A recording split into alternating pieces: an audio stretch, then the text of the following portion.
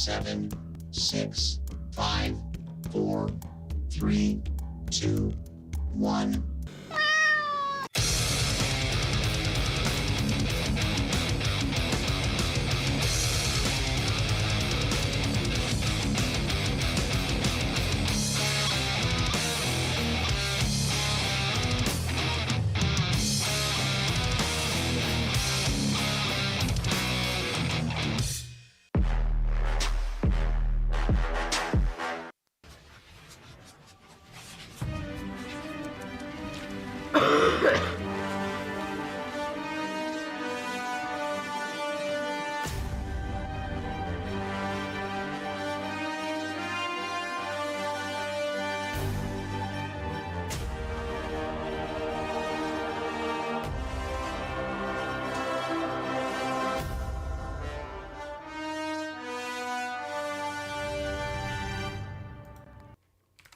Hello, everybody! We're live once again on a Sunday night, but this time it's an interview series. It's been a long time since we've done an interview series.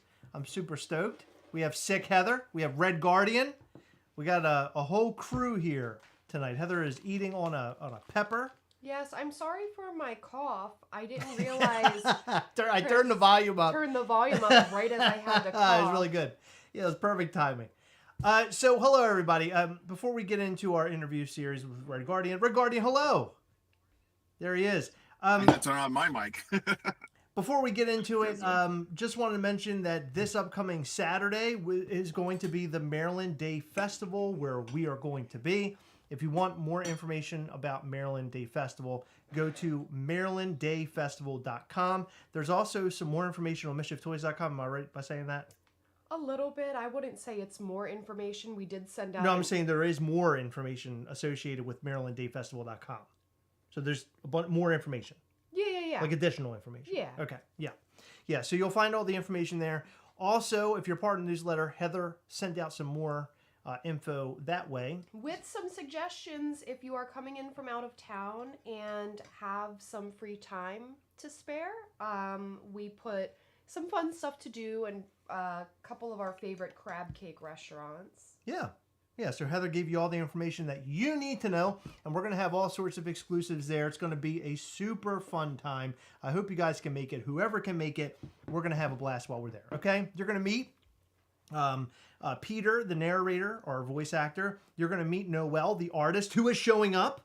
Mm-hmm. That's fantastic. We're also going to have my parents will be there. I know that's a big plus. My dad. What? And my grandparents will be there. For those who were on the Patreon, the last call, Shut the fuck up. Anchors Away, we will all be there with a lot of excitement and Mischief Toys gear on. So it's going to be great. So make sure you show up. It's going to be a blast. But look, we're not here tonight because of Maryland Day Festival. We are here tonight because of Redguardian. Ladies and gentlemen, Redguardian, he's fucking awesome. What an awesome artist. Somebody that we've been following for quite a while. And somebody we have been super stoked to talk to.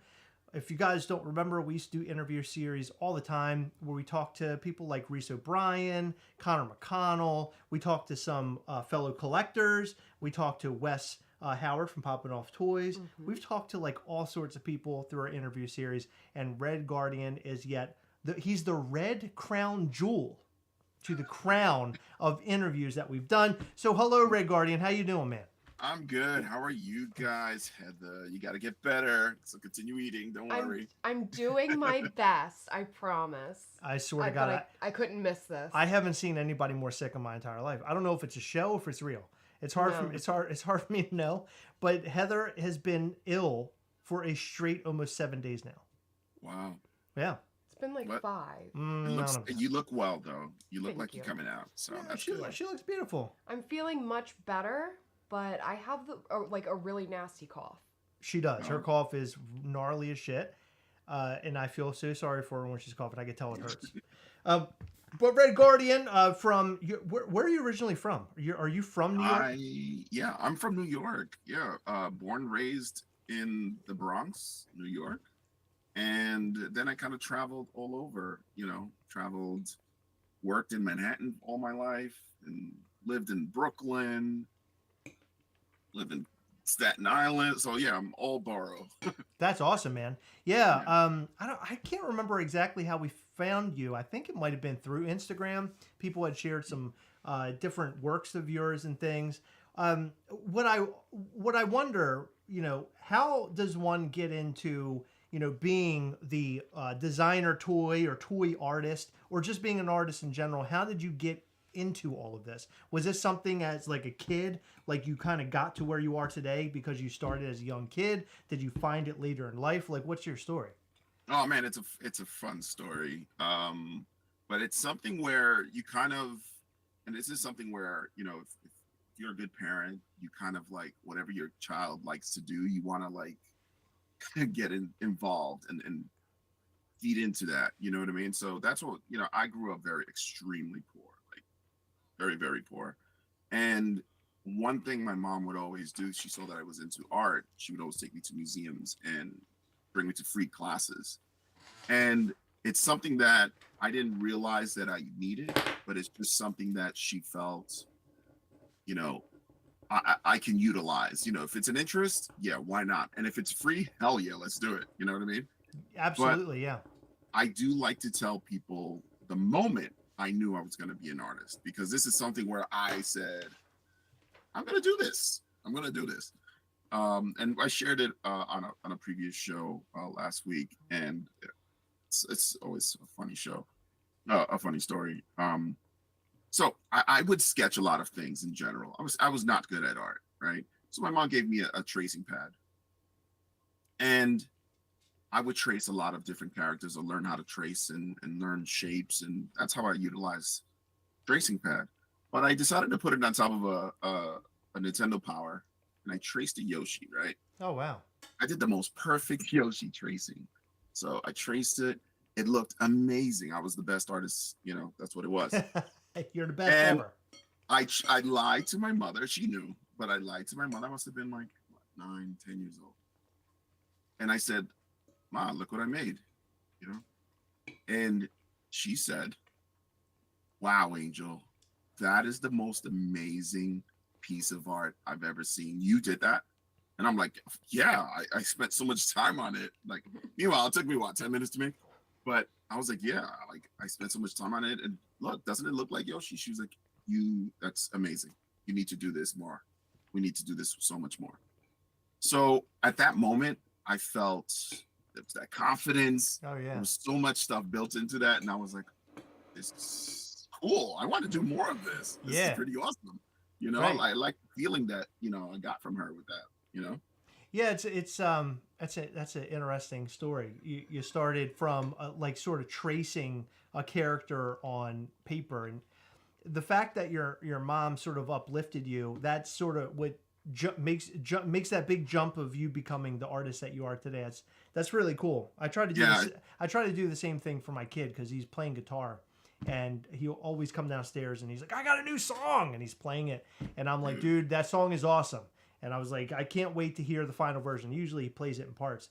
And recently he came down here. One of my favorite bands is the band Ghost. And he came downstairs and he goes, I remembered you liked the band Ghost, and I know that you like the song Cerise. He goes, so I learned it. And he sat down and he played the whole goddamn song. Can you believe that?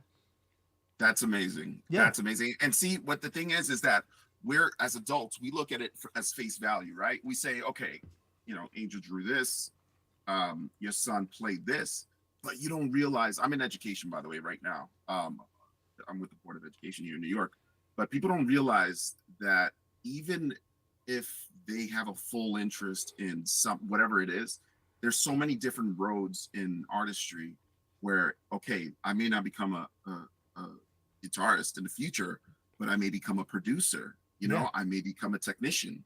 There's so many different areas, So it's like, nurture that. You know what I mean? Take control of that situation and nurture that. Absolutely, yeah. And as a parent, that's you gotta push your kid in the right direction. And but I always I try to listen and find out where his wants and needs and his interests are, and I try to push him in the direction I think that will be right for him. And for a while it was like he couldn't find whatever that thing was, and he found guitar and he really liked it. That's I'm really, awesome. I'm really proud of him. Yeah, it's really cool. But that's totally off topic here. Yeah, that's So- off topic. Yeah, But totally off topic. like fast forward now into the future, right? Sure. Let's fast forward 18 years.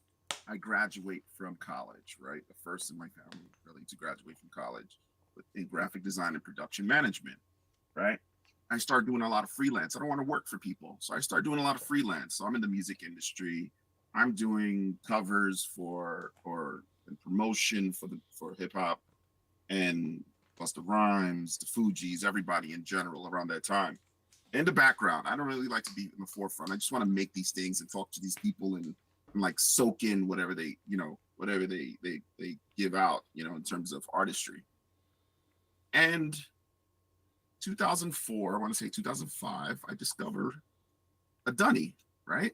A money, actually. I go to the Kid Robot store in New York and I buy this and they were like, yeah, you could just draw on it. I'm like, wait, but like I usually draw or paint on canvas, but you could just draw on a toy? That's pretty cool. And they give you like 4 packs of markers and stuff like that. I said, no, I'm going to use Sharpies. I did what I thought was the most amazing lava character I've ever seen, right? I was like, this was really fun.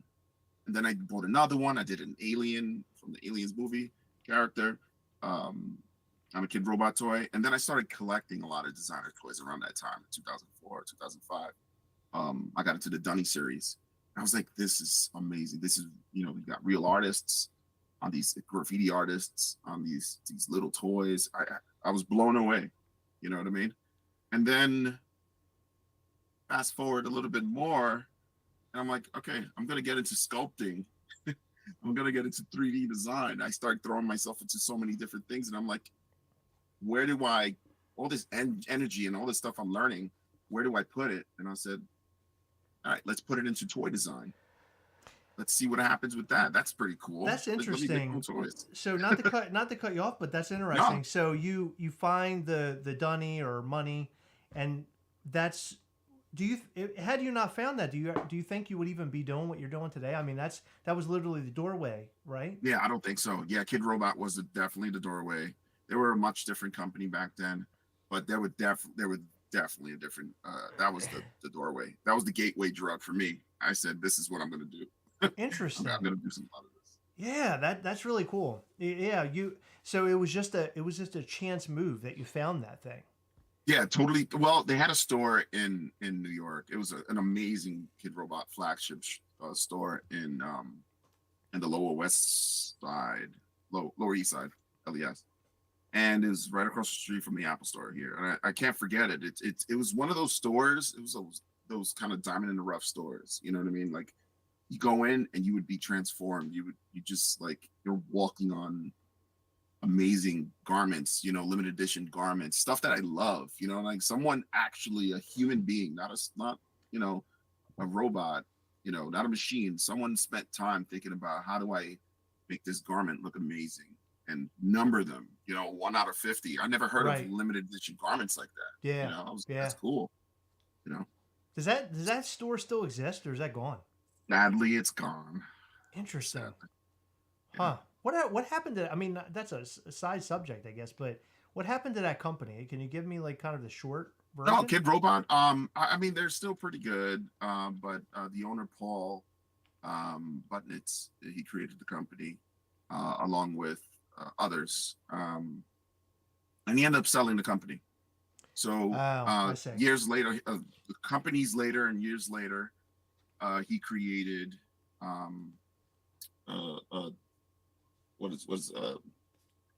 Super Plastic. Oh shit, really? Yeah, along with Huck G. Yeah, Huck G. I call Huck G. Huck G. And Huck and Paul, they were also part of the Kid Robot era. They created Super Plastic, but they didn't just create it. They started it as a Kickstarter, which blew up. Their Kickstarter went, I don't know, $10 million, $20 million the first time. Wow. And that's how that started. That's crazy. Yeah, I don't know much about. I mean, we went to Super Plastic while we were in New York when we were in New York Comic Con. We decided to check that store out, and that was really cool.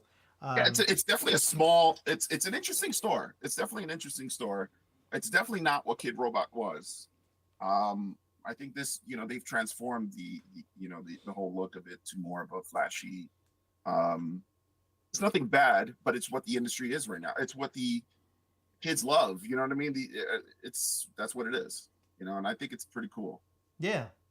Well, Definitely gallery-ish. You know. yeah. What's interesting about you and the conversations that we've had, you're making your own like toy lines by 3D printing them.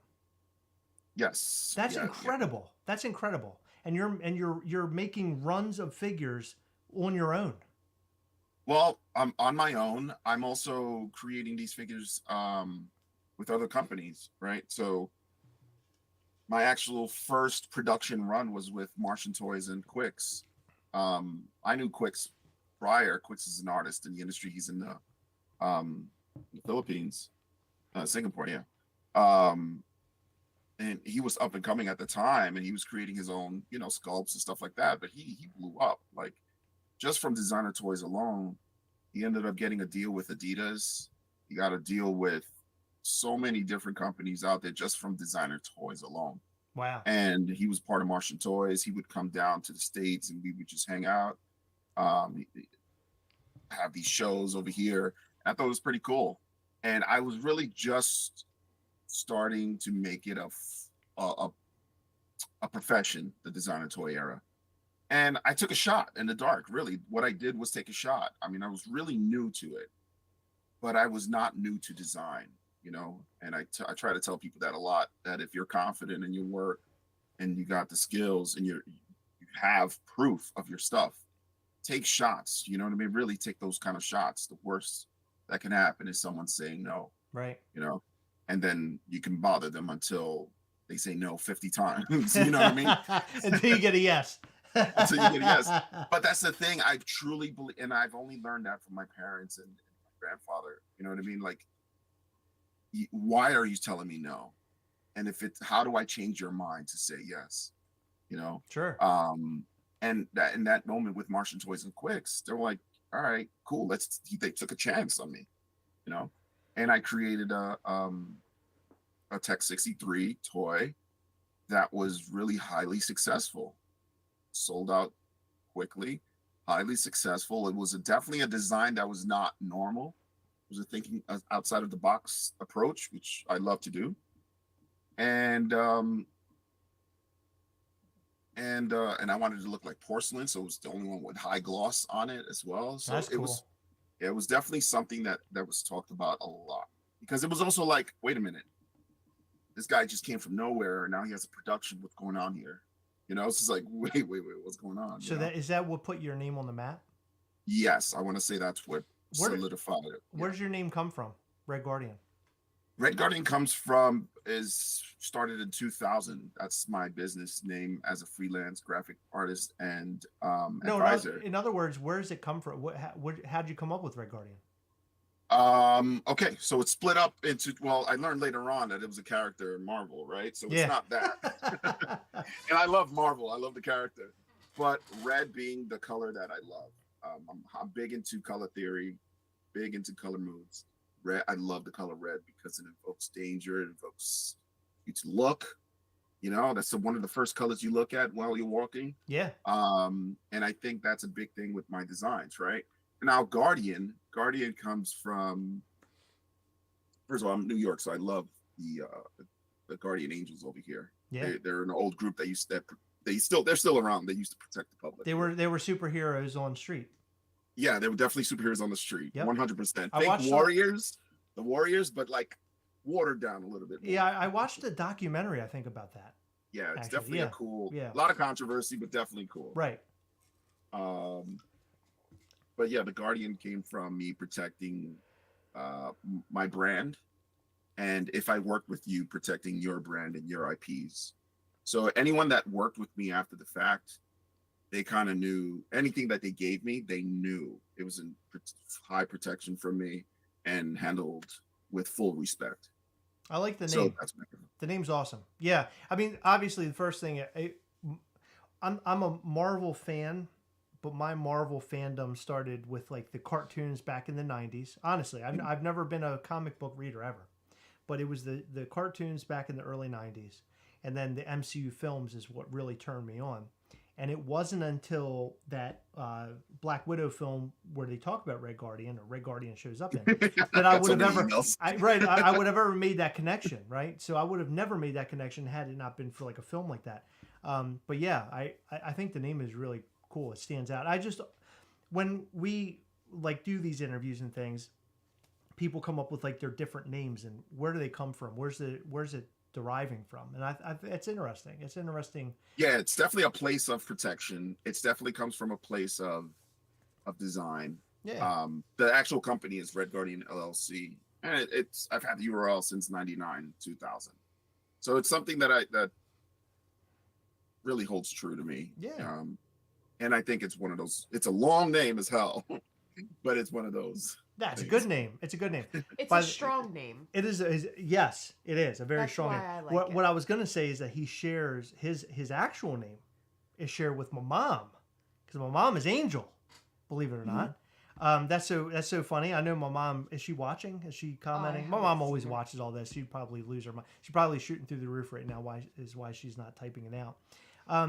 But that's awesome hearing about your start and everything. But let's talk about you as a person aside from all this stuff. Let's disconnect all that. Married guy, kids.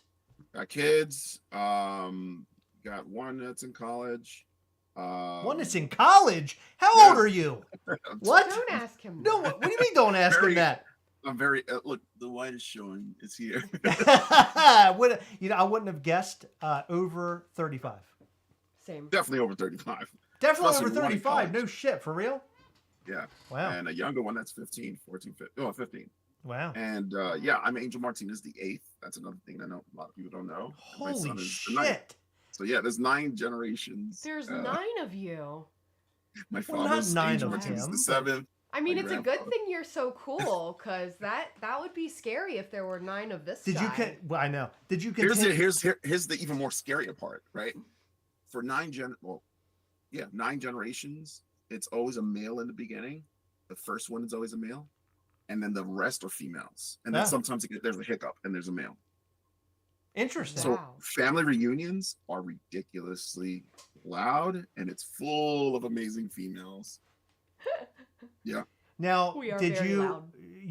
you had children? So do you have a child that's Angel as well?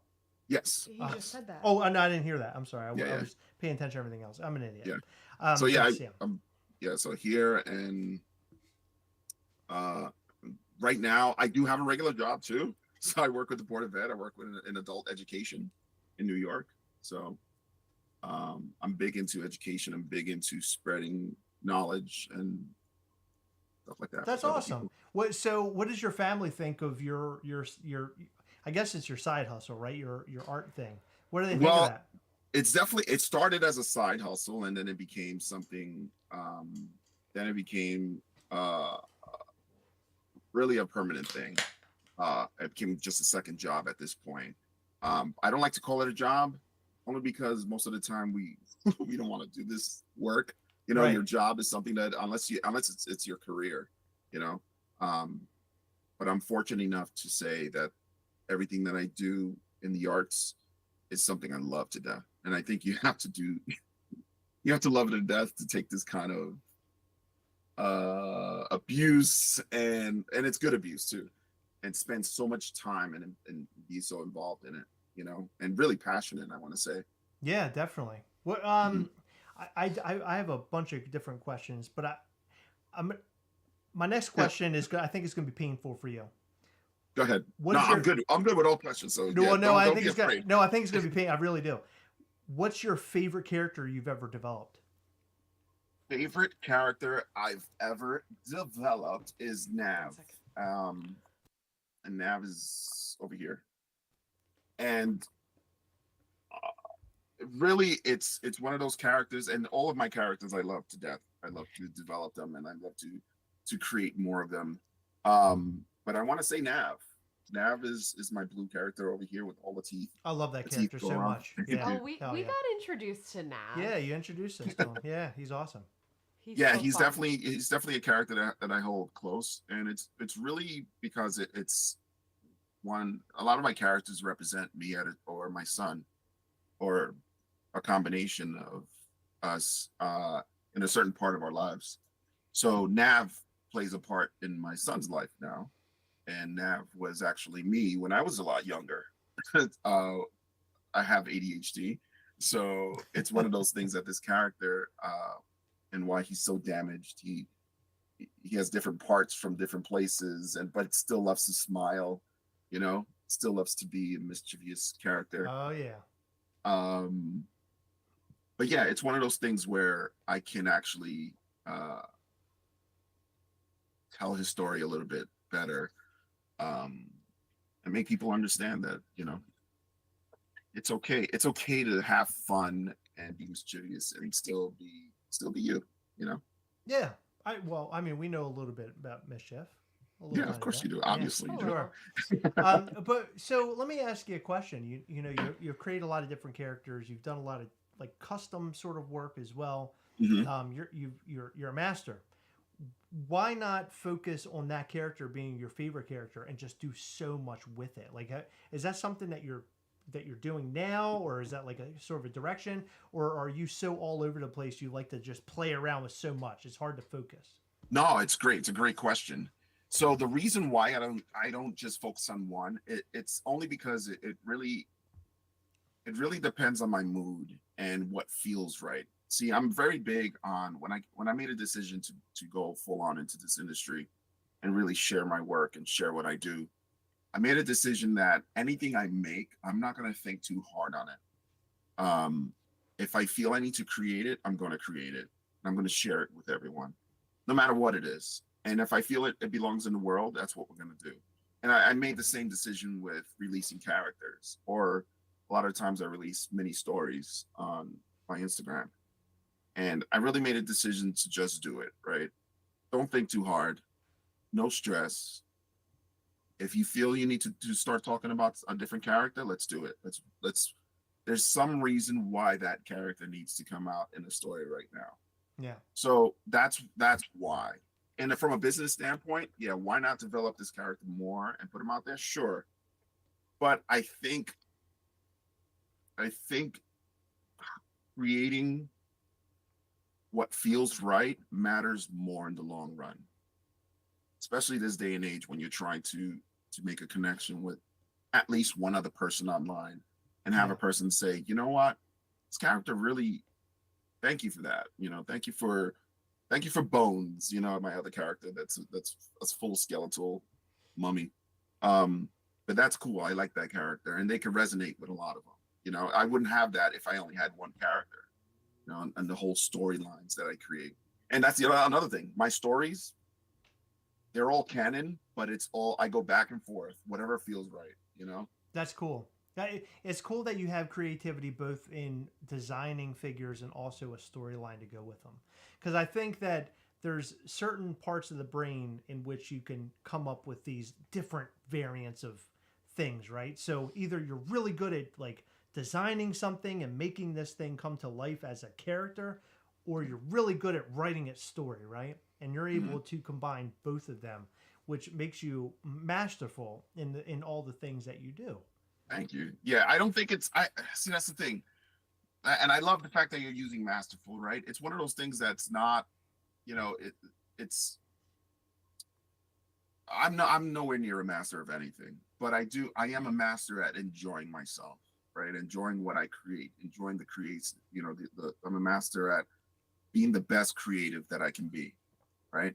And I wish people did that more, because we see so much more from them, so much things, you know, they would take so much more risks at what Yeah. they love to create, you know. And I think we need more risk takers with their creativity, because now we start seeing a separation of what we normally see, you know, in pop culture. And we start seeing meat and potatoes, Right. you know. Right. And I think somewhere along the line, over the years, many years, not just recently, but many years, we started to lose that, you know. And I want people to do that more, you know. It doesn't matter what the story is, just do more of it, you know. And yeah, that's what I push a lot of people to do, you know, especially if they're, you know, stories is highly important in the designer toy industry, especially if you're coming up with a character. Sure. You need a story. You need something. You need to start showing people, why is this character so important, you know? Right. And I think that, yeah. I was just going to say, with your figure design, sometimes that's enough to capture somebody. But if you have a very good story that goes with it, you got them. And I love, and here's the thing, I design these stories as canon stories as a segment, as a point in time. And I really love, and I want people to create their own story, use my characters, redraw them, do whatever you want. And whatever story you create is a part of the story, Oh, I love that. you know? That's So awesome. whatever it is what it is. Eventually it's going to go to the canon area. But if you think that the creative clown and Nav and Prickles are going to go on an adventure and fight this, whatever it is, that's part of the story. I'm down for that. I don't even need to be involved. Do you think? That's interesting. You're allowing for people your story with your characters is a playground for other people. Yes. Or rather sandbox. So they're able to take the stories and do whatever they want with them, and they could be really a part of the real story that you are driving. Absolutely. That's incredible. 100%. That's incredible. I love it, and I'm gonna work more on that. That's one of my goals, to work more on that and get people more involved in doing their own thing with my characters. But it's an interesting thing, right? I never thought that I'd be able to have someone emotional about one of my characters, and I say that specifically about Arya. Arya is one of the creative clowns. I recently developed her, put her out there, and you're going to read the story eventually, but I ended up killing the creative clown, and I put a whole story, and I put her crying, and I put a battle scene and music and all kind of stuff. I love to do that and develop those things. And people really got angry at me. They were like, how could you do this? Like, this is something. I look at the creative clown as a beacon of creativity. And, I have his character on my desk, and what are you doing? And I'm like, read the story. And, at first I'm like, damn, I'm sorry. Do I apologize? You're breaking people's hearts. Do I apologize? What do I do right now? No, you're actually doing the right thing, because you're pulling at people's emotions, right? So I mean, I consider that a good thing, right? Definitely good, but it kind of took me back. I was like, wow, I shouldn't have killed him. But once I said that and I started thinking, I'm like, no, I made a decision. Whatever happens, what we're doing, this is how we rock it. Let's do this. Wait till people get to see Arya and why she became the new creative clown, and why she is so more important, and why she's probably even stronger than the creative clown, And then when I started fleshing out that story, that's it. She became a hit, #1 hit. Like, that was it, and that was what I hoped people would see, and if not, I'd have to develop the story even more. So, but yeah, I'm really proud of her. That's cool. Yeah. We have a lot of people in the chat right now. When you got questions and things, please hit me with that. I will. Let me know. And when you got questions, I think that you're doing very well with questions, because it seems like there's not very many. Oh, that's good. I think people are just enjoying. Hit us with questions. Come on. If you have any questions, come on. Hit us with questions. He wants questions. Bring us questions, please. Do not feel like you cannot.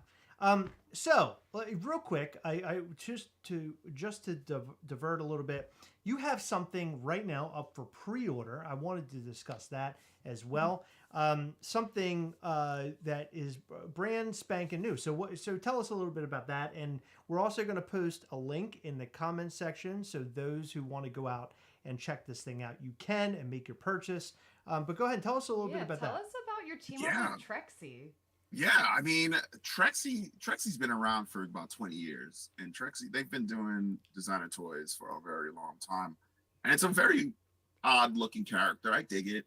And they're from Singapore as well, and they decided to relaunch the character, and I took it as an opportunity because back then there was no way in hell I was going to create a design or character or designer toy. I didn't have that kind of confidence to do that back then. Now I do. So I contacted her. I said, okay, I noticed the Kickstarter was going on. And again, remember when I told you, you don't ask these questions, you don't put yourself out there, and just educate yourself a little bit. if that's what you want to get into, it's not going to happen. It's not going to work out for you, right? Sure.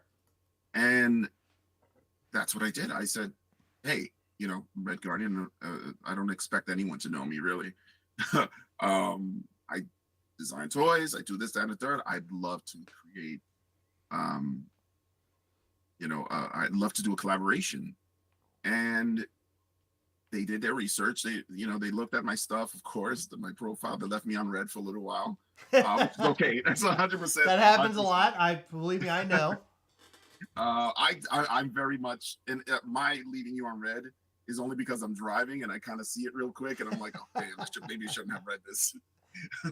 And then I answer later, but they took some time and they did some reasons, and they were like, oh no, we know you from these pieces, and we loved this, and we just didn't know how to contact you either because whatever reason. But yeah, let's talk about it first. Let's see what happens. So I gave up. I proposed what I would want to do. But prior to that, let's rewind a little bit. I ended up releasing designs. I love to poke bears.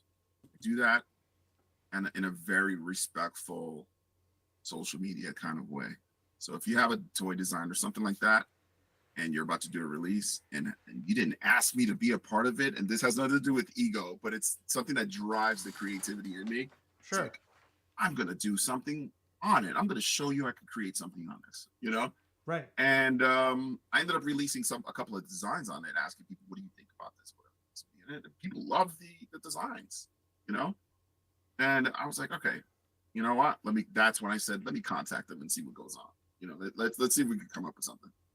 But yeah, if they saw the design, I said I'm going to tweak it a little bit. I ended up doing a design based on this character, which is his name is Payaso, so he's a creative clown from a different. Oh yeah, he's cool as shit. Yeah. So he is a brown character. His eyes look like electricity, or like, is that light coming off of it? Yeah, there is some power coming off from his eyes. That's and cool. A rainbow power coming from the arms. That's badass. From the hands. So yeah, and you see that it's split in half. Yeah. So this character is not. I'm still developing this character and showing him to people. This character is not 100% the greatest person at being the positive, happy-go-lucky like creative clown is, but he's trying. He really is trying. And the split in the face and making him brown was a decision I made because I'm brown. I'm brown, and I want to make a brown character. You know what I mean? And I haven't seen any brown characters anywhere in designer toys. And I told this to Prime. Prime was like, Prime is another artist in the designer toy world. He's a really good one. And he was like, bro, hell yeah, bro. This is what it's all about, Let's represent, So I'm black and Puerto Rican. Okay. So I was like, yeah, let's make a brown character. Let's put him out there and see what happens, So I haven't seen any brown characters yet, but this is a great way to do it. And that's why his name is Payaso, which is Spanish for clown. Oh, cool. I Okay. love that. Okay. That's cool. So I failed Spanish, so. But it's a great name to say, right? Like it's a great very name catchy. If you don't know what it is. Can you also speak Spanish? I do, yeah. Oh, that's awesome. Okay. Cool. I'm not 100% great at it, but I can have my conversations. I can, yeah. That's awesome. Yeah. We call it New Eurekan here. So it's like a broken English Spanish thing. So this figure is up right now for sale. It's up for sale now. Well, they pre-order. They were ecstatic about doing it. I said I'll tweak the design a little bit more because I wanted to represent New York a little bit more, and I tweaked it. I gave it a little feel for the industry as well, and they were in love with it. They were like, "We need to do this. We need to release this. This is great. Let's do it." Hell yeah! And yeah, they're working on it now. It's for pre-order. And it's only $20. Which is incredible. That's an incredible. That is unheard of. That's yeah. I agree. Only 20. I'm in the middle of designing the box. Yeah, it's one of those things where I was fortunate and happy enough to create this design that I felt comfortable putting out. Um, the character is like has a bull head and it has like a ridge that goes around the head. I was like, that's perfect because Payaso has a scarf. He always walks around with a scarf. And that I could just use that as a scarf around his head. That's perfect. You know what I mean? Let's do that, you know? And yeah, I was really happy that they said yes, you know. Well, Um that's cool. And here's the thing: you're now a well-known artist, right? So you're known in the industry. yeah, I designed, you know, where is he? Well, Richie's over here.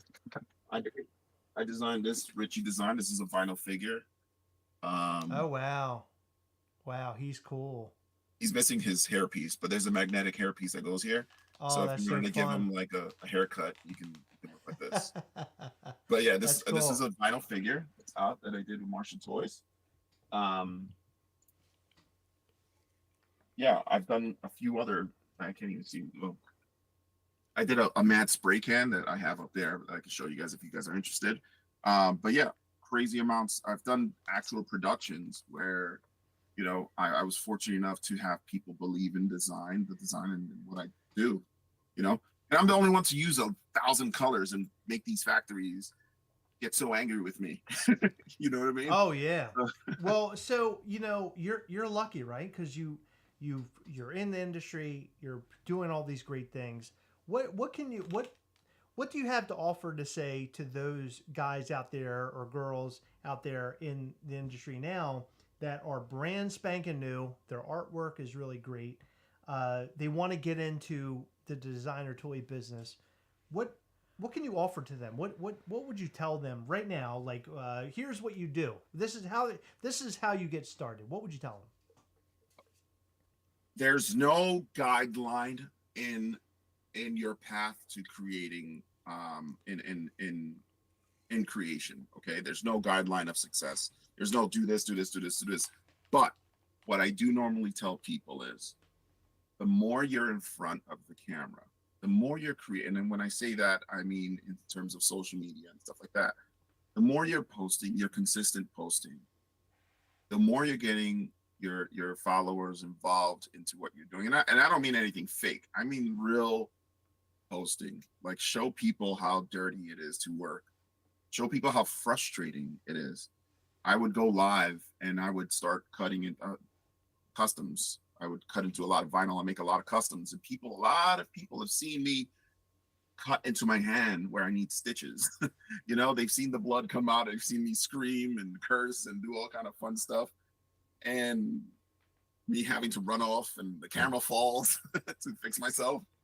But this is what it is. And it's extremely important to show people that it's confidence. Have a little confidence in yourself and do more of what you love. Sure. Go on that path. Go on that journey. You know, go on that journey of creation where you start off one way.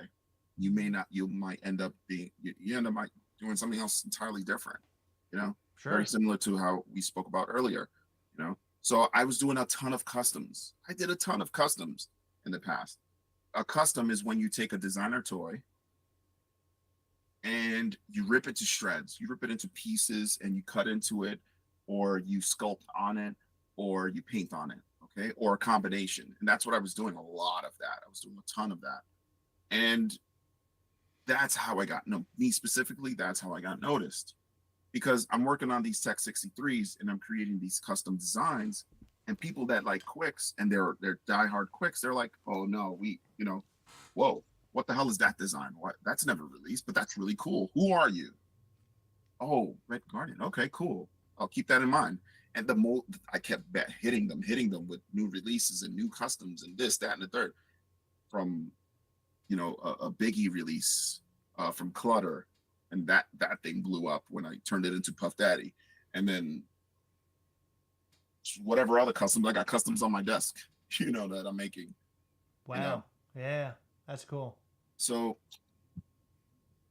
the more you're making, the more you're creating, the more the people see, like, you know what, I should invest my time and effort in this person. He's really, or he or she or whoever you are, you're really trying really hard to be successful. And that's what I'm trying to do. I'm trying to not only be successful, but actually also, empower those who really don't have a voice. Maybe just want to try to do this, Absolutely, yeah. Yeah. It's important. It's really important to really inspire others to get into, create your tribe, and try something, Yeah, no, that's awesome. Yeah, because I think there's a lot of people out there who want to get into this, and they don't know what way to go, right? So they're, you know, sort of in a confused pattern. Like, who do I reach out to? Who do I talk to? Yeah, How do I get out there, right? Yeah, there is not there, and it's and I hate to say it like that, but if you're not, there's no shortcuts really either. Sometimes you can have that luck, and you'll be there at the moment that this person is there. But regardless of the fact, I don't think that's luck. That's just you. You would have had to make that move to go to this gallery show to say, "Hi, I'm Redguardian. How you Right. doing? Right. I'm Right. just starting. Can you give me some pointers? Does How you this doing?" happen? Does this happen to you a lot? You have Yes. people approach you. Yeah, 100%. And it's one of the reasons why I created the creatives. One of the many reasons, but it's one of the reasons why I created. Yeah, the creatives. I wanted to talk about that a little bit because that's an interesting. That's a whole other world. That's right? a whole other thing. It's a whole other world, and I want to talk about that a little bit. Yeah, sure. We've had a lot of questions come through. We have Heather collected two. I got one here, but I think it's sort of connected to this. So Anna asks, where did Redguardian get his education and degrees, or degrees? Yeah, from graduated from NYCC, New York City Technical College in Brooklyn. They have one of the best graphic design and production programs out there. So that's where I got my college degree from. I didn't want to go into illustration, and I didn't want to get into that kind of area. I felt if I know it, why do I need to know more of it? I'm going to work for someone that's going to utilize my skills, but why are they doing that? And that's the decision made when I was 19. I said, or 18 rather, I said, what do I need to do? Why is this person making these decisions to make me do this? And I thought, if I may get a degree in that, I can become a better artist. I could become a better manager. I could become a better person in my industry. And maybe I could make some corrections in the industry that no one's ever attempted to do, So that was the idea. And that was really the driving force when I was 18. Wow. Okay. We have questions coming through. So give me a moment. Okay. Dean asks your initial thoughts on Ghastly. You probably don't know who he is. From the company, Mischief Toys. There's a company called Mischief. I don't know if you've ever heard of them. But yes. Okay, yeah. Again, there's a character called Ghastly. So Ghastly is amazing. I love Ghastly. Oh, I love Ghastly. It hits on a. I'm old school cartoons too, but I love the old school, new school too as well. It hits on a very special kind of Cartoon Network kind of place in my heart. sure. And that's why I really enjoy it. So as soon as I saw it, I was like, boom, this is a hit. Love it. It's interesting because you had mentioned your start was in the Money Dunny and all those, right? Mm-hmm. Ghastly, not in my personal opinion, is sort of a really good blank sort of figure that people can fuck with. Mm-hmm. And do you agree with that? I mean, you're the artist, right? I'm not the artist. I drew Ghastly for the first time, and now he goes through iterations through my personal artist. Do you look at him that way, or? No, 100%. See, the secret sauce of creating a good DIY character is a lot of space, right? Sure. Creating a lot of space and good shape where the person can take these areas and turn it into something else, quite possibly. And the number one best DIY camp thing out there is obviously a canvas, right? Square, you can do everything you want on that. Right. So how do you create that juxtaposition where this figure can still be that canvas for you? And the more space you have and the less detail you have, I think that's where you hit the best in terms of DIY. And that's why that character is definitely a great DIY to work from. Because you're not giving the person, it's not like a what is it, a paint by numbers. You know what I mean? Like, right. oh, this is where the eye goes. This is where the smile goes. You know what I mean? The less you do that, the better it is in terms of a DIY. If you would like to see a team up between Mischief Toys and Redguardian, I would love to see hearts in the comment section down below. Who knows if it will ever happen? Maybe one day.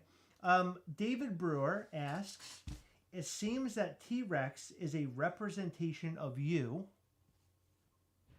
I see the Yankees logo. And the Trexie.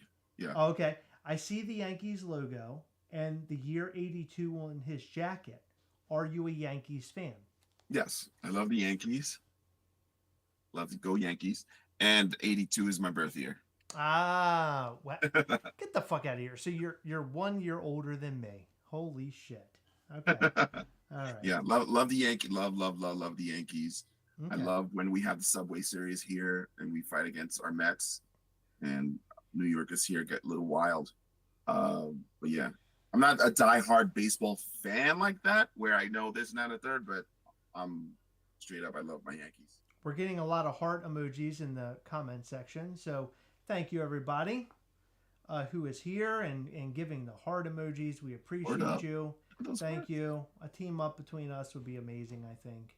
Yeah, I think so too. I think we can quite possibly. It's only if the people want it, right? The people if the people want it. They gotta want this team up, and I know I'd probably be down 100% if you're down. But. Or either they're into it, or we just forcefully shove it down their throat. It's either one way or the other. It's only one way or the other. But I want to remind you all to go and buy the brand new figure. We posted in the comment section. Heather. Yes, please. Heather, are you out there? I think Heather's shitting. There was a post earlier. We want you to go and buy the figure. Shit, she didn't give me the link. I wanted to post a link, but I don't have it. Oh, the link. Yeah. I can give you the link. You want me to type it in? Can you post it in the video? Like, we're all live on YouTube. I don't know if you can post it there or not. Can you? Well, I could put it in the chat. I put it in the chat. Oh, there you go. Heather just did it. Redguardian. Is it redguardian.com? .com, yep. Perfect. Okay, there you go. Go and order yours right now. Everybody, go and order yours. Get your figure. Please right do. now. Please. A lot of people don't actually know this. Well, if you're new to me, I made a real big decision where I said everything I make in Redguardian or the creators and anything will fund itself. My actual job and stuff funds everything else. It handles the bills, it pays for my car, it does everything. But if I make $200, I get to buy $200 worth of paint and supplies and things of that nature. Anything for me to create something new or create a new character that maybe I can work up prototypes and stuff like that.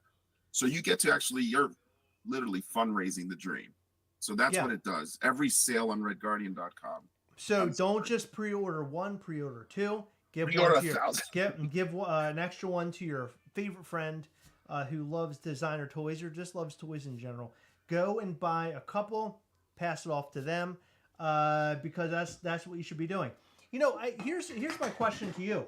Who are the top 3 artists or companies or whomever that you would want to personally work with? Do you keep that in your mind? Like who you're like, this would be a really big deal for me if I work with these 3 people. Who would it be, or companies? That question is pretty interesting, right?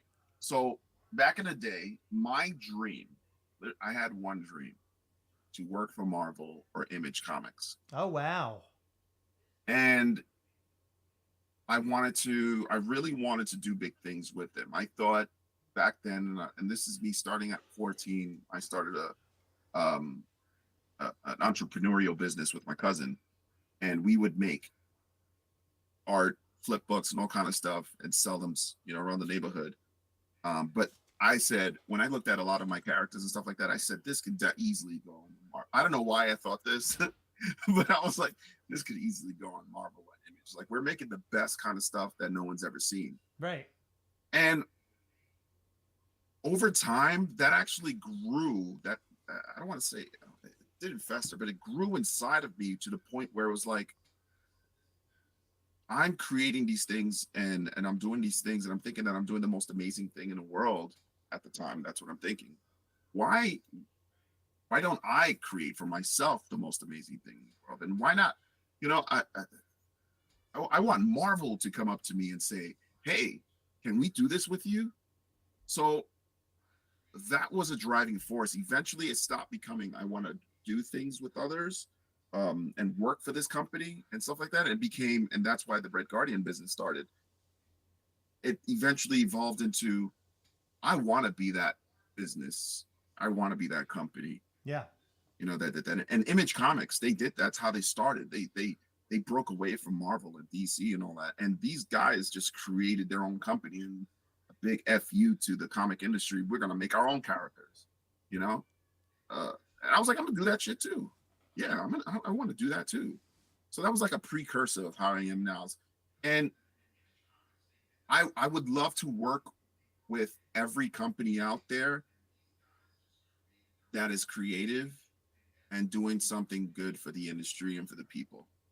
Yeah. So I really don't have one type of person. So if you're passionate and you believe in your project and you believe in what you're doing with, that's the kind of stuff that I want to be a part of. That's the stuff that drives me. I eat that stuff up. I love it to death. Because I get so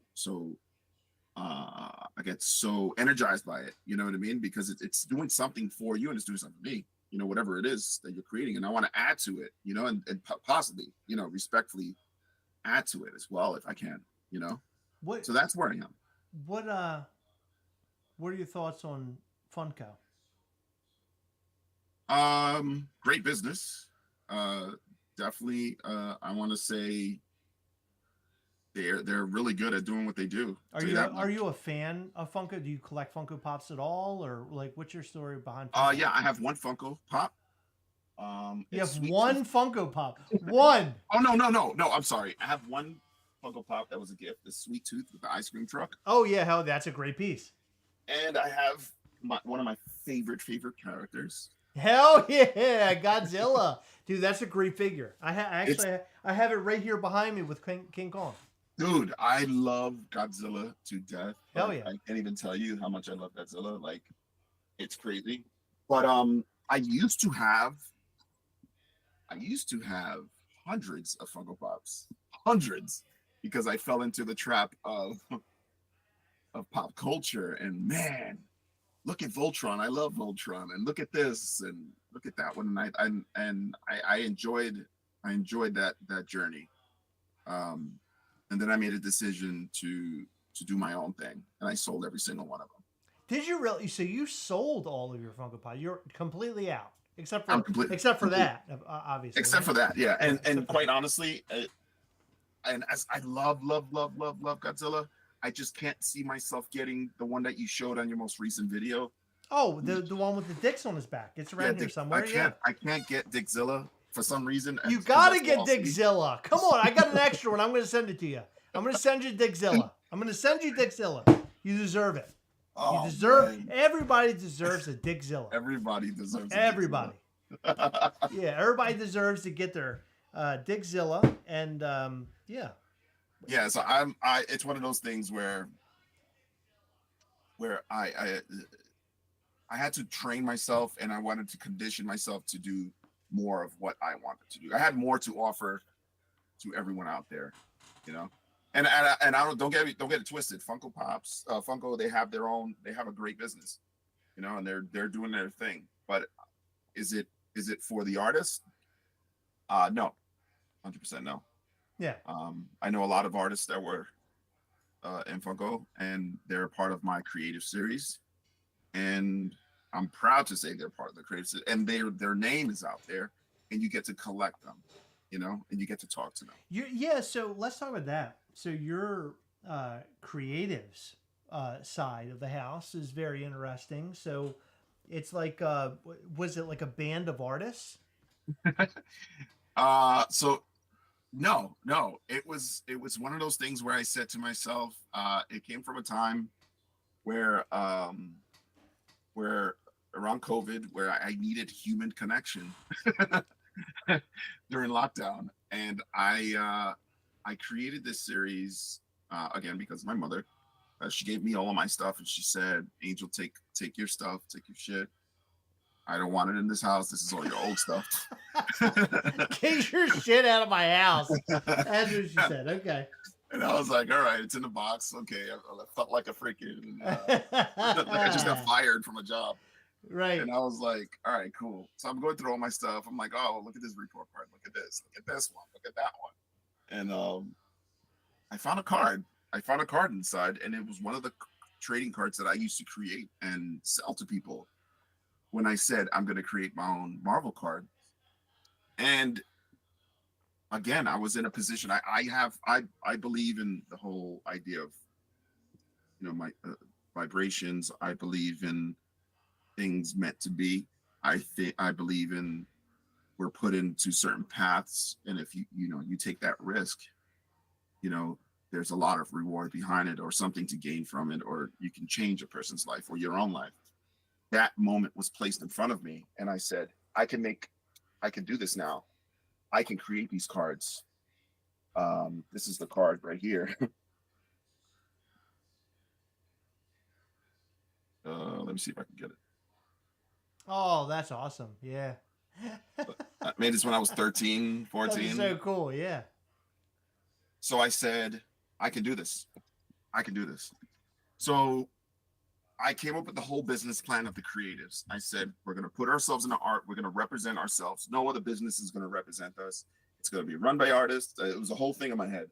Be run by artists, and it's going to be for the people. The people will see us. And I'm sick and tired of this Instagram algorithm always pushing us to the back where no one can see us. Frustration. And that was it. That was the engine. So I came up with the whole idea, and I contacted a few artists that I'm really close with, and I said, "Here's the plan.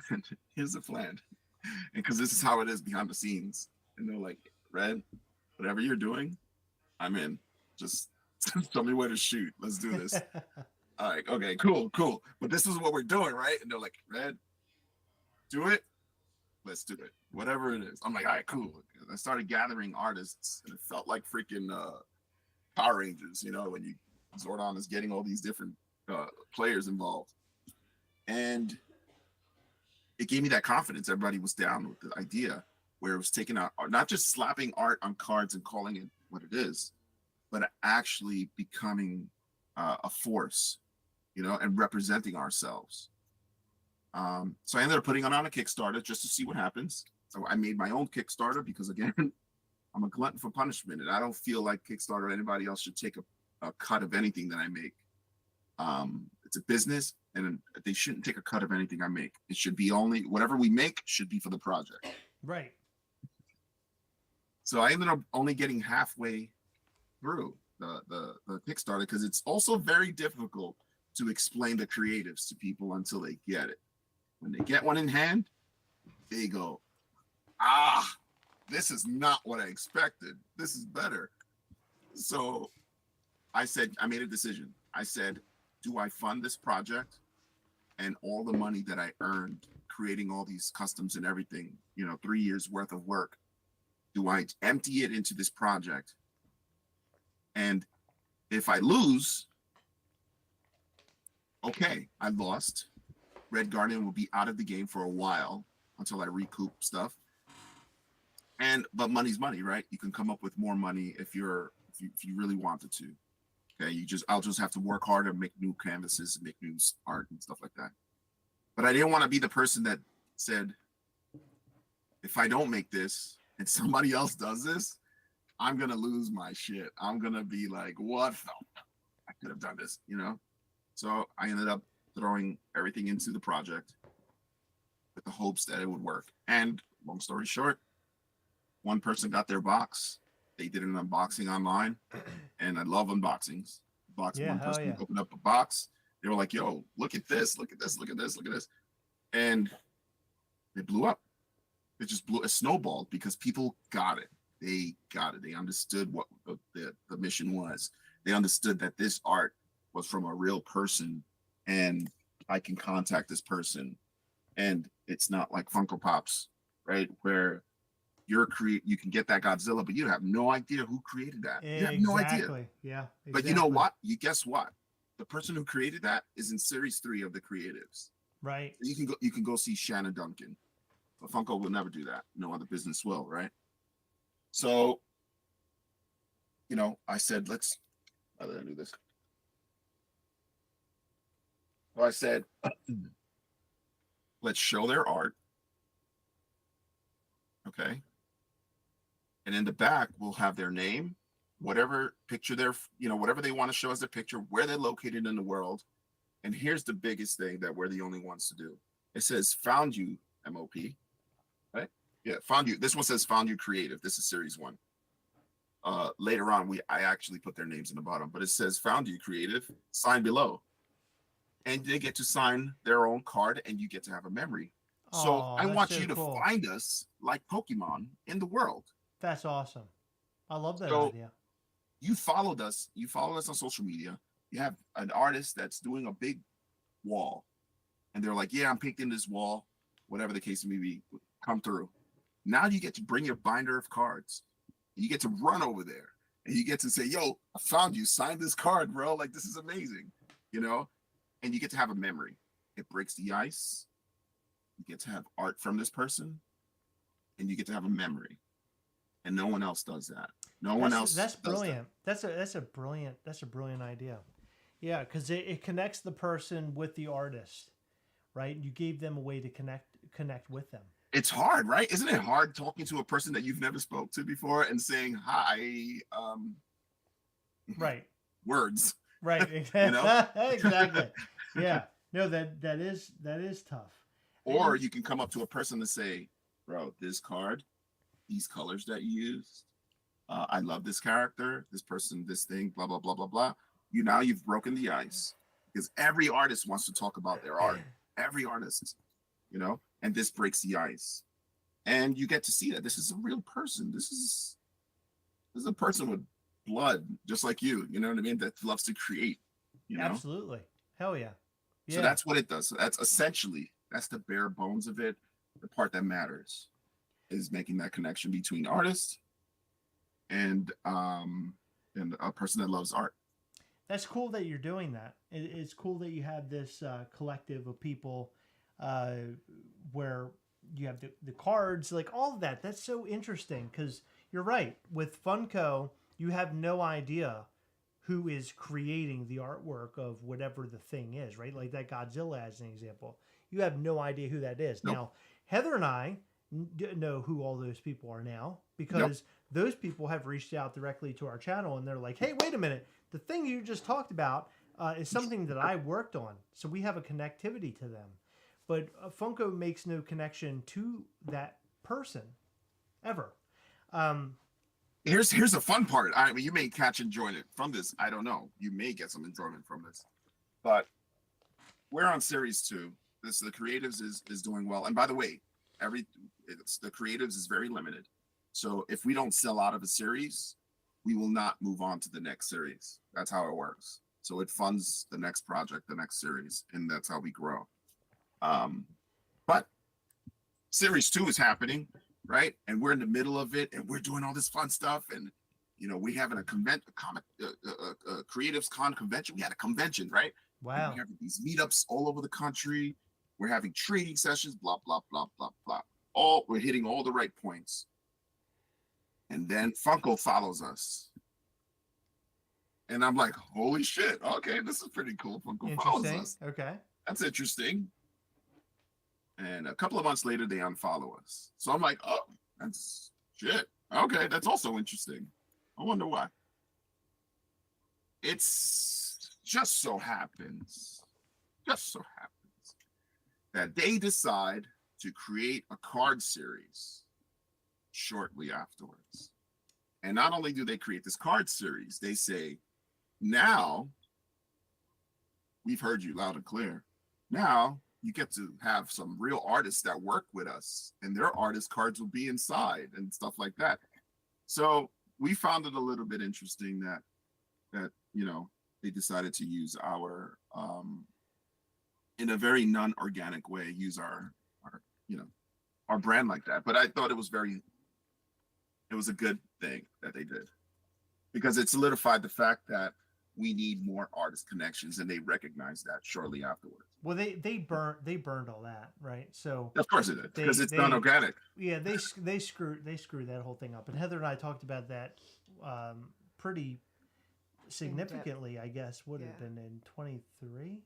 Yeah, early last year. I think early it was. last year. But I mean, that's a huge compliment. No, it is 100%. I'm nowhere near mad.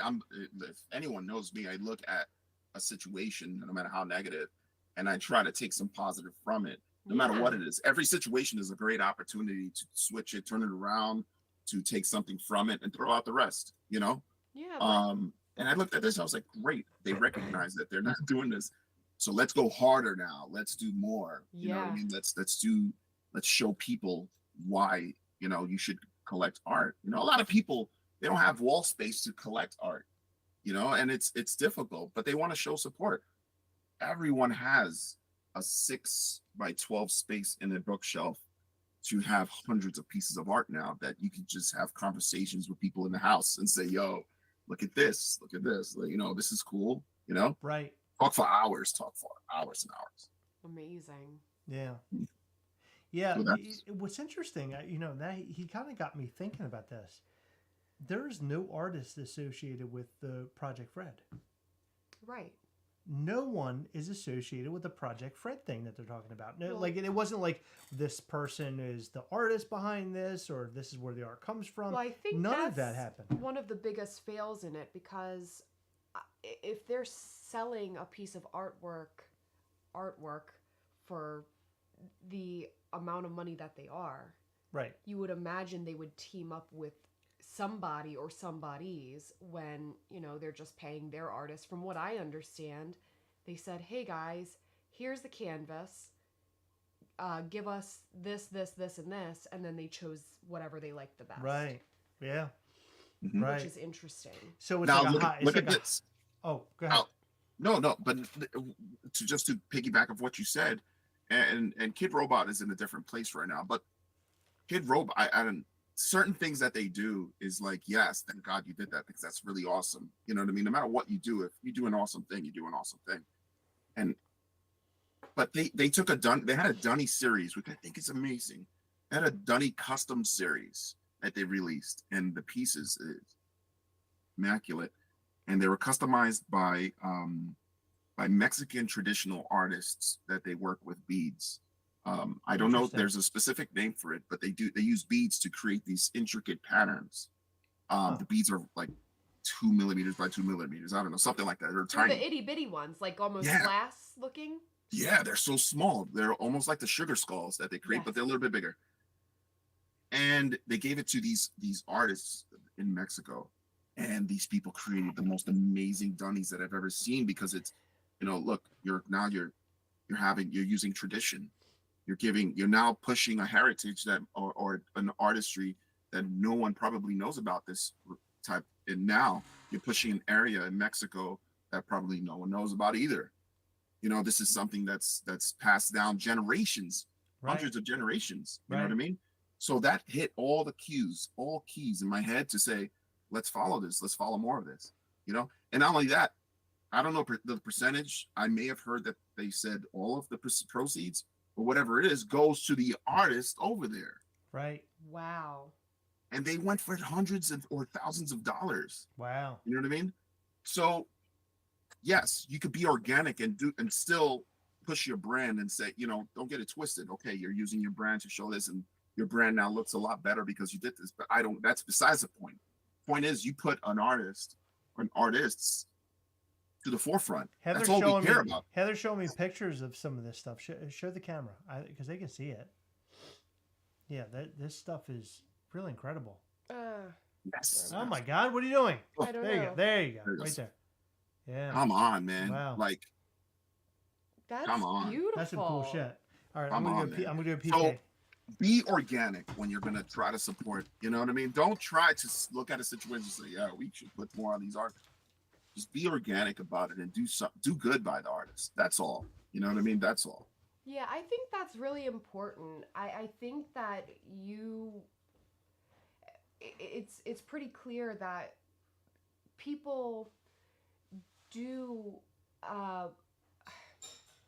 I think a lot of people have been burned by their jobs or corporations or whatever, and I think when a lot of the news came out about how Funko was treating people, I feel like a lot of people felt that frustration for those artists personally, and could really understand, like, that's not really a good decision for them to have made.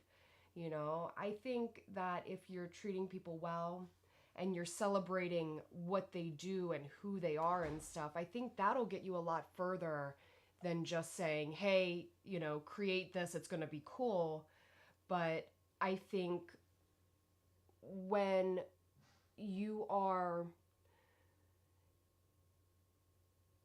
you're celebrating somebody with that piece that they've created, I think it gives you a better connection with it. 100%. And that's why a lot of galleries, you know, when they do these custom shows and stuff like that, I see it as an opportunity, a great opportunity to connect with an artist, you know, afterwards. You know what I mean? It's just, you know, and I don't want to turn this into a Funko bashing situation either. This is a problem. You're on the Gastlecast. That's what this is. I know why I brought it up with you guys, because but this is something that's industry wide. This is every industry. In the music industry, it's the same way with artists, illustrators, photographers, and stuff like that. We're treated, you know, we do the best for this artist or this label or stuff like that, and we're not pushed to the forefront. We're not shared like that, you know, and it sucks. So our trade-off is we get to say, yeah, I did that logo. I did 50 Cent's logo. I did this, but we're in the background. Now there's lucky few photographers that are out there who get to say, who are celebrated, and that's great. That's great. I'm glad they're celebrated. But there's a lot of artists involved in creation, you know? Yeah. So it's every industry, you know? And it's up to an artist to have a mouth and say, can you please put my name on there? I like that. Yeah. That's all. That's all I care about. Just put my name on there. Yeah. And that's not a very difficult request. No, not at all. Yeah. And I feel like we've seen that with a lot of toy companies as well, not just the big one we always talk about. When people are not given, not treated properly in different ways, whether it be credit or monetarily, that tends to come to light eventually, and things get sort of ugly when it comes to certain companies working with artists. Yeah. Well, that's when you have a rotating door, you know, with artists and your business. Obviously, there's something wrong. You can't deny it. I think there needs to be the discussion, because, you know, we've had discussions with artists and things through the life of Mischief Toys, of the expectations and what the artists are, you know, what they should be getting in return, what's guaranteed and all that kind of stuff. And I think that discussion is very important. When you're having this discussion with like a company like Funko, I think it all comes down to, well, I'm working with Funko. They're a huge company. I'll do whatever I can to work with them, right? So it diminishes what the artist's like value is going to be. Mhm. But I think that artist value should be a lot bigger, and Funko should say, okay, if we're working with them, we really should pay these people the right thing. But Mhm. I don't think that's ever going to It's happen. So no, it's definitely, it's always a discussion. There's no right or wrong, right? It's always a discussion. For myself, especially coming up, a lot of jobs that I've taken, a lot of crazy jobs in graphic design and stuff like that, that I've taken may have not paid well. Sometimes it did. Don't get it twisted. Sometimes it did. Sometimes it didn't. And I strictly made a decision to still do it, because there's other things more important than money, right? You're going to get the experience. You're going to get your sure, foot in the door. You may talk to this person, but it's only dependent on you as a person. You know, when the moment you have to rely on someone else to do this for you, you're lost. You lost the battle. But if you can get your foot in the door, by all means, get in there. If you can work for Funko, if you can work for any of these music industry cats, get your ass in there. You know what I mean? Don't not never say no. Get in there. You know what I mean? And learn. do you think it's a big deal for like would you suggest to an artist, right, that you meet, and they say I was contacted by Funko to work with them? Would you advise them to work with Funko? And 100%. here's my question as to why I'm asking that. Funko does not seem to give any value to their artists. That's what we, at least that's what we've seen so far. Mhm. And it doesn't seem like that Funko will not only do they give value to the artist, they don't pay the artist properly. The artists get mistreated. All these things are happening. Do you? I mean, honestly, do you see a person that comes to you and says, "Look, Funko was saying I should go and work for them"? Would you really push them in the 100% say really? yes. Okay, But with knowing what you've asked around, you asked the industry, and you know how going in what's going to be, you still you never say no to an opportunity that could potentially grow into other things. You may make a connection with a person in that's not even affiliated with Funko. You may make a certain connection. It takes a certain caliber of person. It takes a person that has a certain amount of confidence in themselves, and something that kind of confidence you learn over time, from abuse and I mean abuse, of being in the industry and taken advantage of. But that's something that's highly important, and you should get yourself involved no matter what, um, because who knows what you can gain from there? Who knows what techniques you can grab, and you can turn yourself and level up. It's always about leveling up. Oh, they used this and they did this technique to do this. That's amazing. Now you've now leveled up. So yes, there's a certain level of how much you can take from a company, and it's up to you to make that decision. Like, all right, I quit, guys. F you. You know, like a half baked. You know, when he quit from the. oh yeah, fuck this, you, fuck you, fuck fuck you. you, You're and cool. not you. You're Fuck cool. you. Yeah. But until then, get your knowledge in. Knowledge, bro. Education is more important. That shit can never, Okay, so hold never on. expire. Let me stop you for a second. So, uh, a new person gets into it. Go if Funko asks you that they or Funko brings up the fact that they want to work with you, or Funko reaches out to you, go and work for Funko. Would you go and work for Funko if they reach out to you? Depending on what it is, what is the industry? What are we doing? What are we working with? Right? What is the pay? What are we doing? You know, can I contribute more to this? Is it better than this? I'll make it. Is it better than me what I'm doing right now as a person? Who knows? And You you know, would, I but I like my you job. would say the same thing for any other artists out there to ask all those same questions. Check this out. Put it to me, Redguardian, slice that in half. Angel Martinez goes to work for Funko. Knowing what I know, I get the job next week. And this is just me being ambitious, me just being who I am as a bastard to to whatever the industry it is. Okay. I go in there. Hi, artist. How you doing, artist? Hey, artist. That's pretty cool, artist. That's cool, artist. That's cool. This. How about we make our own toy business? You know, let's every lunch period, let's come together and let's talk about this. Oh, you don't like how this guy treated you? Come over here. I'm part of the creatives. And now I get to funnel and grab all the amazing artists over there. I have the creatives that's already working that can actually put these people on the map. You know what I mean? And they can actually feel happy doing what they do. That's what I'm doing. So I'm now the Trojan horse. I'm in and I'm grabbing artists and I'm saying, let's create something even bigger. So are we unionizing? No. But are we creating something big? Yes.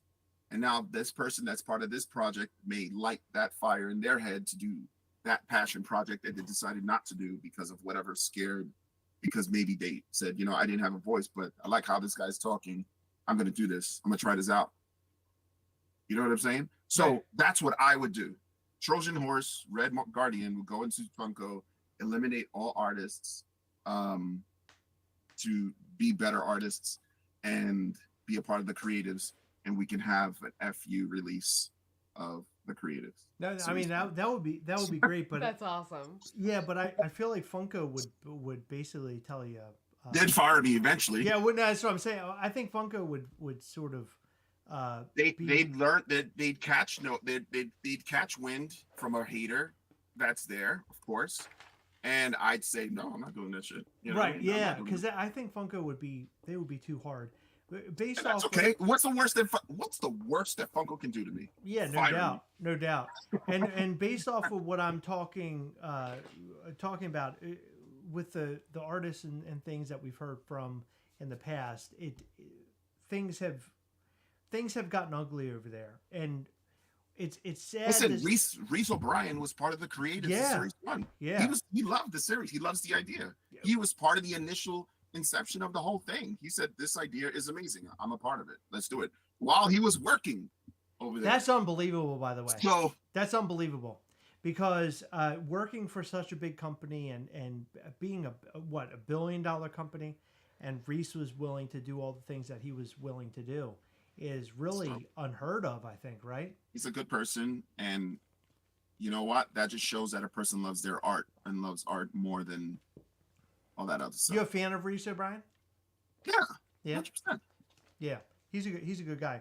I like his artwork. I think he does a really good job. I like the Tiny Ghost stuff. A lot of the stuff that he's doing now is really cool. Yeah, I mean his art is it's listen, I'm love skulls. I love death stuff. I love all that stuff. This is one of Reese's cards. You know what I mean? Like, Oh hell yeah, that's so cool. so you can get this in series 1. You can get this. Every artist has 3 cards. You know what I mean? And then look at this foil. That's Wow. This is all Reese. That's a brilliant idea, man. You came up with such a cool idea. Thank you. So, you know, it's one of those things. I mean, I challenge the man. You know what I mean? I mean, I already put out a post where a lot of people saw what we were doing, and I'm working now with Paramount to do something special for the creatives in the future. Hell yeah. You know? That's So awesome. know- You're looking out for fellow artists, and there aren't that many people out there doing exactly what you're doing. A lot of people in the artist industry, from folks that we've talked to, they're trying to make, they're trying to make ends meet for themselves.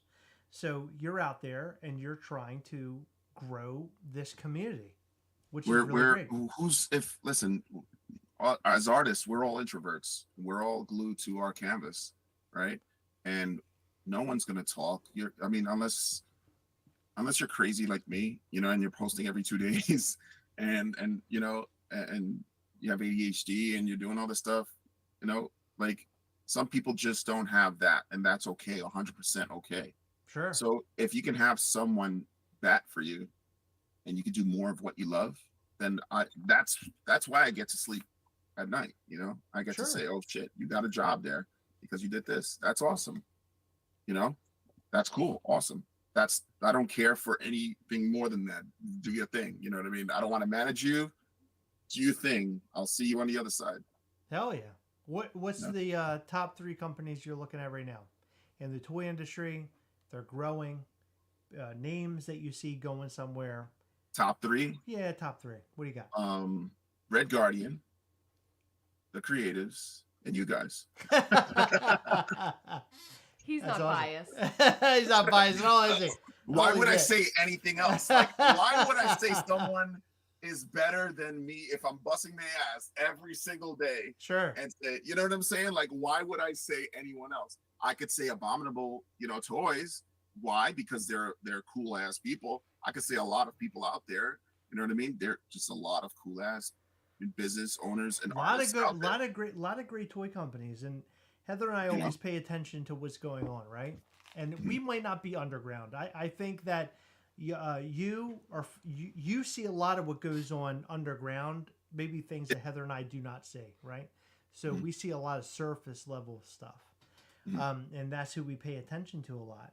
And I think One that of the things I was told by my grandmother and grandfather, really, one of the most important things in growing, when he came to this country, one of his dreams was to create a business, and the American dream.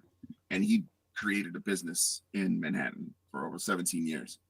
And the only reason why he stood afloat, and one of the things that he said, was to always keep your ear to the ground. This is something that's past that even the Indians said, right? Because this is when you hear the buffalo coming, So just like in business, keep your ear to the ground. You can work. Yeah. And you'll hear something that just may trigger you and push you, to, okay, cool. I'll keep that in mind, So yeah, it's one of those things. Yeah, the face value stuff is great. But when you see the engine, when you pick up that hood of that car, you're like, whoa, that's a lot of work that goes into making this shit. Holy right. hell. 100%. And with having a company like Heather and I have now, Mischief Toys, it's about working together. Collaboration is a huge thing for us, and we're always trying to find ways in which we can collaborate. You always hear the starving artist, right? Yep. So our job and what we want to do is feed the starving artists and to work with people that are like-minded and do some really cool things. We have really cool ideas. And which you're doing, by the way, not even like trying to stroke anything right now. You guys are doing an amazing job. Thank you. I did said this prior, but just so everybody knows, these guys thank you. are rocking it on YouTube, and they're doing their thing, and they're consistent. Consistency is the most important thing in the world that I can tell anybody to be. Be consistent, and you guys have been consistent. And you guys are pushing in the right direction. Like, you guys have a path that I can clearly see. I don't know where you're going, but it's definitely, there's light going right down there. So you guys are doing an amazing job. Oh, I like to describe things. I'm sorry. No. I appreciate that. I think for us, it's to work with the right people and to deliver the right content to our fans, to the collectors who collect Mischief Toys. It's really important to us to do all of those things and to make sure that people are, the community is a really big thing, right? And you know that through the collective and through those who are purchasing your figures. And by the way, you should go and check out redguardian.com right now and buy pre-order rather his brand new figure. Go and do it now. I'm ordering you to go and do this. Thank you. I am ordering you to do this because we will be doing exactly the same thing. Let's all do this together because it is not only is it a great figure, but it's also helping do great things for a great artist. So let's do that. Thank you. Yeah, absolutely. 100%. If it weren't for having awesome artists, Mischief Toys would not be a thing. I was able to create Ghastly through Mischief Toys.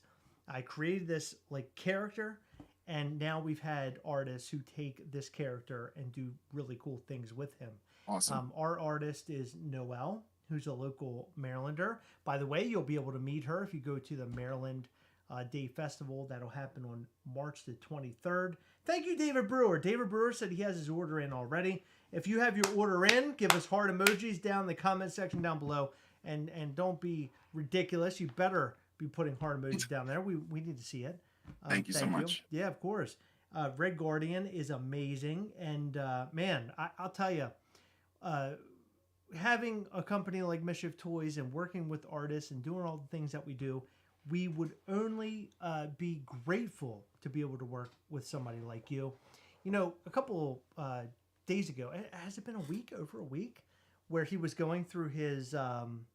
He was. Remember, we were doing a video chat with him. He It's was been going over through a like week, what 'cause was it that like? before I was sick. Yeah, it My was before storage, you were sick. my storage unit. Storage unit. Yeah, we're going through a storage unit, and he was showing us all the things. And wow, unbelievable work that you do, Thank man. you. Unbelievable. Thank And you. I- Yeah, I mean, it's. Oh, this is the one I showed you guys that I didn't get to take out the box, but Oh, this he's is so awesome. so you can see the teeth go all the way to the back. But yeah, this is what it looks like. That's insane. Now you're 3D printing this. No, this is a production. Oh, that's a production. Okay, that's a Yeah, production. this is actually a production. Yeah. Wow, unbelievable. Yeah, so this is a full-on production. This is one of the most intricate designs, and man, this was trouble to make because the teeth had to be seamless. There's so much technical involved just so the head can lean. This is Oh, I love murderous it. to learn. I made 1,000 mistakes on this, but we got it down to. I wanted you to see this on your shelf and just laugh and smile. That is such a great figure. That's an awesome figure, man. You did you killed it. I love that Thank one. you. Yeah, I need to get myself one of those. Popping Off Toys is here. What's going on, fam? What's up, Popping Off Toys? Popping Off Toys needs to work with Mischief Toys and Redguardian at some point. Absolutely, I'm down for all collaborations. Popping Off Toys, we need to be doing big things. Popping Off Toys, Redguardian, Mischief Toys, we need to be doing big things very soon, for sure. Listen, if you want it and the people want it, bro, there's always time. No matter how busy it is, you got to make time. You just got to make time to do amazing things, and that's it. You know what I Yeah. mean? And if you're not, and you got horse blinders on, you're not going anywhere. So stop and create with others. That's all. Hell yeah. Dave Brewer says something. What did he say?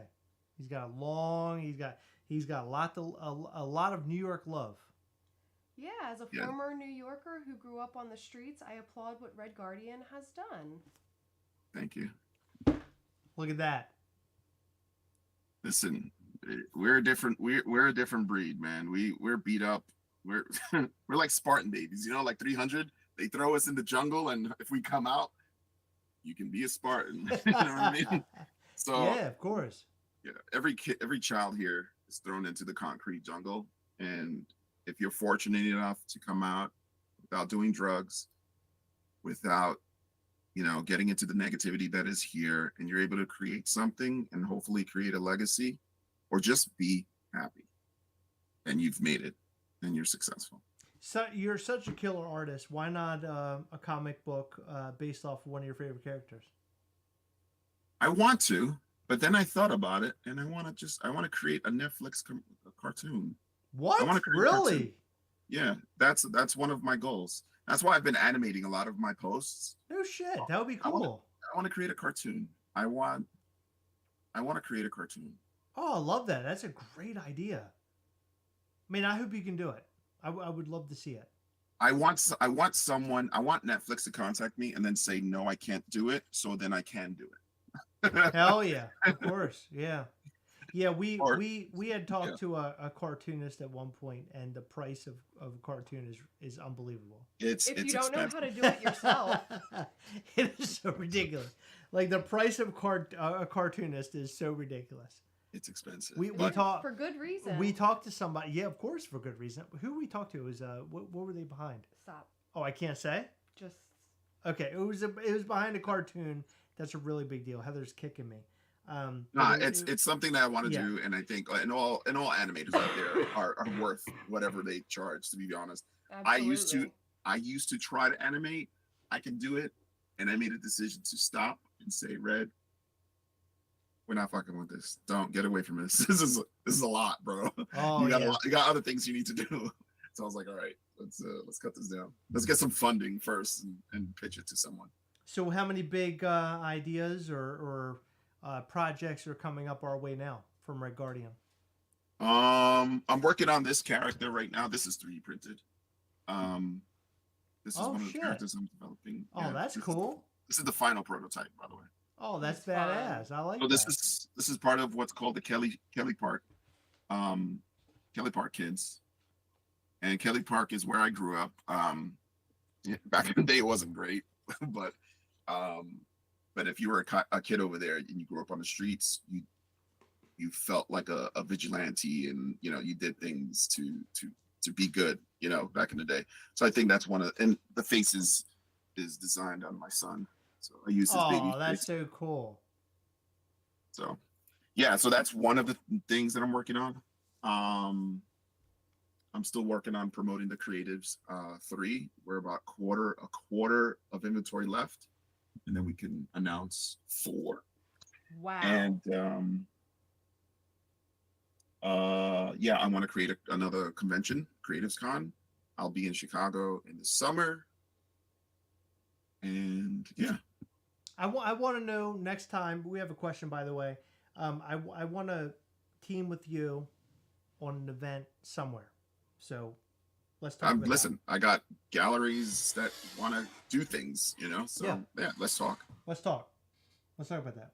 Mm-hmm. You want to come down to Maryland Day Festival next weekend? Yeah, well, how far is it? I'll go. Let's go. It's how far is it from you? Probably 4 hours. Okay. You should come down. There'll be a lot of people there. It'll be fun. Seriously, it'll be a lot of fun. We're gonna have a good time next Saturday, March 23rd. R. Perez. This is a question for both Gastlecast and Redguardian.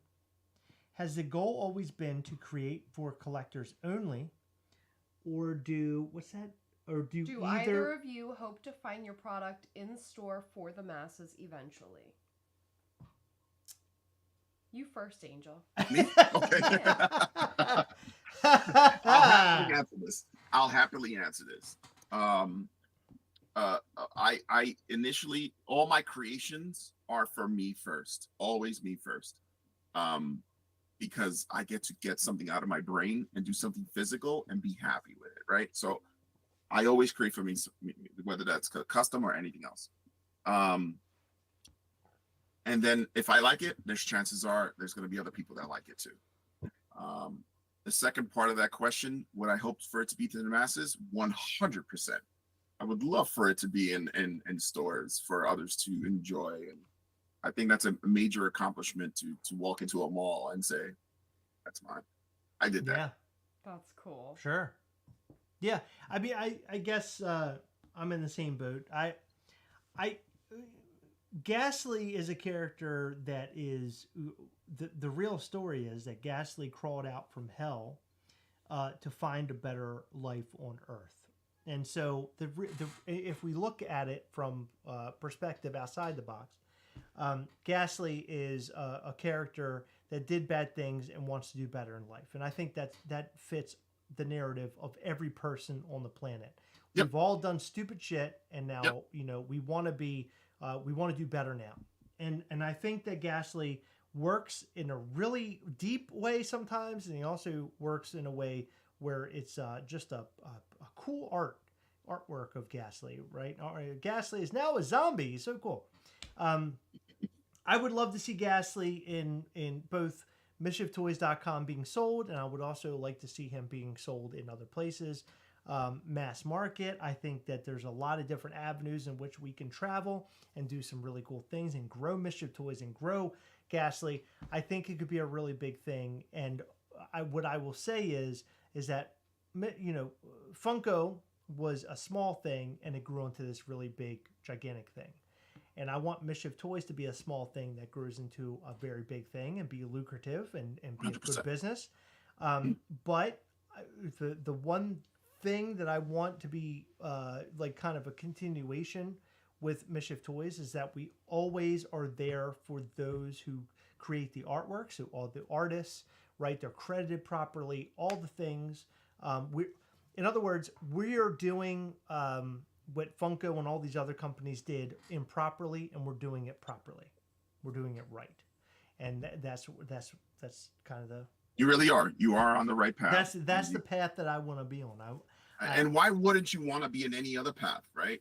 But it's okay. Like there's others out there who want to just create in their safe space, and that's it. And there's nothing wrong with that, bro. Like, but as long as you're doing something that keeps you sane and that is positive to you, do your thing, you know. But if you want to make a business and you want to be lucrative and you want the business to grow and be bigger in my light, bigger than Marvel or Image, let's do it. I'm down. I'm down to get the scars to do it, you know.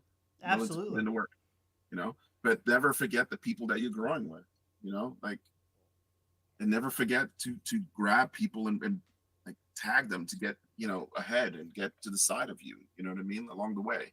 Like, we're gonna grow together. There's no question that our tribe, and this isn't you including, you know, I feel like you guys are part of the tribe as well.